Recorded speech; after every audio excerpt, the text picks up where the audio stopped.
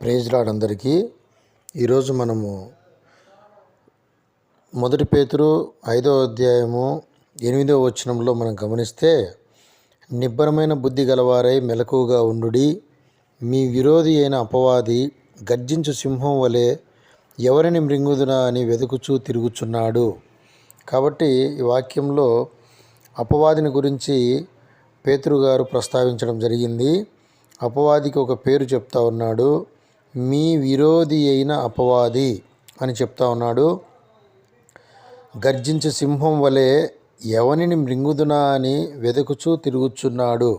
కాబట్టి విరోధమైనటువంటి భావం కలిగినటువంటి వాడు ఈనాడు సంఘములలోనైతేనేమి, దేవుని యొక్క సమాజంలోనైతేనేమి, కుటుంబాలలోనైతేనేమి, వ్యక్తిగత జీవితంలోనైతేనేమి, ప్రతి ఒక్కరిలో కూడా విరోధ భావాన్ని ప్రేరేపించి, విరోధ భావాన్ని ప్రవేశింపజేసి, కలకలాలు, కలవరములు, ఒకరి మీద ఒకరికి ద్వేషములు, కలహములు సృష్టిస్తూ ఉన్నాడు.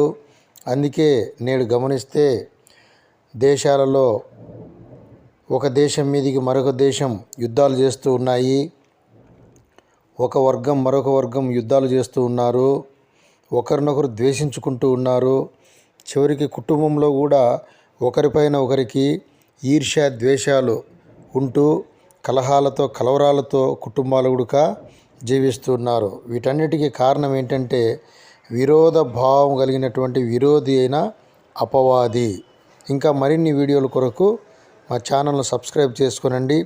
ఆత్మీయమైన అనేకమైన వీడియోలు చూసి ఆత్మీయ మేలు పొందాలని ప్రభువైన యేసుక్రీస్తు పేరిట మనవి చేస్తూ ఉన్నాను. Praise lord. దేవుడు మిమ్మును దీవించునుగాక.